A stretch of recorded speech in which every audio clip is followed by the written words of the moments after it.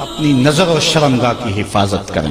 اس دور کا سب سے بڑا فتنہ یہ ہے کہ نگاہیں پاک نہیں رہی، نگاہیں غلیظ اور گندی ہو گئی، شرمگاہوں میں وہ تقدس نہیں رہا ہے۔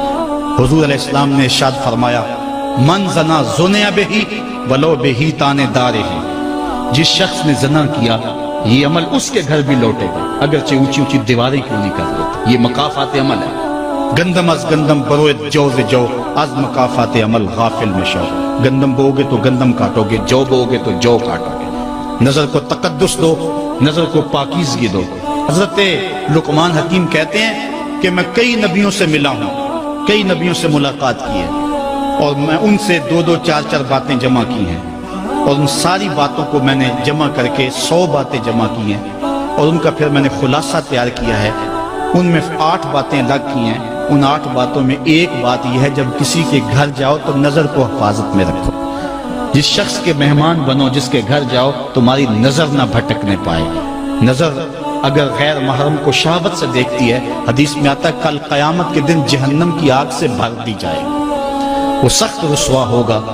آج میڈیا کی آوارگی اور انٹرنیٹ پہ جو کچھ ہو رہا ہے، ٹیلی ویژن اور سینما جو بدتمیزی پھیلا رہے ہیں، اور موبائل پیکر جس طرح بے حیائی کو فروغ ہو رہا ہے، ہم اس کے خلاف پوری قوت کے ساتھ بند باندھیں۔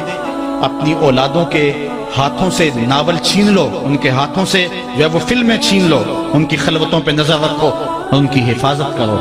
جس شخص کی نظر پاک نہیں ہے اس کے من میں طہارت نہیں آ سکتی ہے، دل پاک نہیں ہے اس کو جو ہے وہ باطن کا نور نصیب نہیں ہو سکتا۔ وائے قوم کشتہ تدبیر غیر، کار او تخریب خود تعمیر غیر، از حیا بیگانہ پیرانے کہن، نوجوانہ چوں زنا مشغول تن۔ کتنی حکمت والی بات کہی اقبال نے۔ وہ اپنے دور کا دکھڑا سناتا ہے، جس دور سے ہم گزر رہے ہیں اب تو عجیب حال ہو گئے۔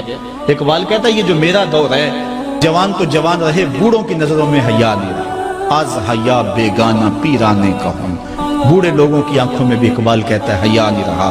نوجوانہ چوں زنا مشغول تن، اور نوجوان عورتوں کی طرح اپنے تن کے ساتھ لگے ہوئے ہیں، اپنے تن کو سنوارنے میں ہر وقت کنگھی پٹی میں لگے ہوئے ہیں۔ یہ مردوں کا کام نہیں ہوتا، یہ دلیروں اور بہادروں کا کام نہیں ہوتا، یہ عورتوں کے وظیفے ہیں۔ در دل شاں آرزوہا بے ثبات، مردہ زائن از بطون امہات، ان کے دلوں میں آرزویں کوئی اور ہی ہیں اور ماؤں کے پیٹوں سے مردہ جنم لے رہے ہیں۔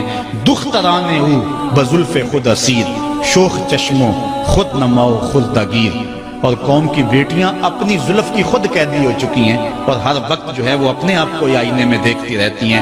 ساختہ پرداختہ دل باختہ، ابروان مثل دو تیغ آختہ، وہ جو گھر کی رونق تھی، جو آبرو اور حیا کا دوسرا نام تھا، آج وہ دل پھینک قسم کی ہو گئی ہے۔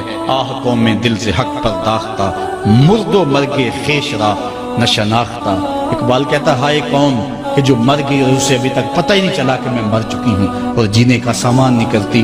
حضور نے فرمایا ہر دین کی کوئی پہچان ہوتی ہے، میرے دین کی پہچان حیا ہے، اگر حیا نہیں ہے تو دین ہی نہیں ہے۔ ہم نے جس دور میں اپنے ماں باپ سے دین سیکھا تو اس وقت اتنے فرقے بھی نہیں تھے، نہ بات بات پہ شرک کے فتوے لگتے تھے، اور نہ ہی لوگ دین کو کاروبار بنائے ہوئے تھے۔ اس وقت کوئی کھڑا ہو کے نعت بھی پڑھتا تھا تو اس کی آنکھیں بند ہوتی تھیں اور تصور مدینے کی گلیوں کا طواف کر رہا ہوتا تھا، اور اگر کوئی پیر طریقت تھا تو اس کا مقصد مخلوق کو اللہ تک پہنچانا تھا، لوگوں کا دل اپنی جانب موڑ کے مائل کر کے اپنی جیب گرم کرنا مقصد نہیں تھا۔ اس وقت عالم دین لوگوں کی عقیدتوں کو سمیٹ کر کے، گھیر کر کے، اپنی عقیدت کے دائرے میں ڈال کر کے ان سے سطحی مفاد حاصل کرنے کا دھندا نہیں کرتے تھے۔ اس وقت عالم دین بندے کو گناہ سے نکال کر کے اللہ کی دہلیز پہ سجدہ ریز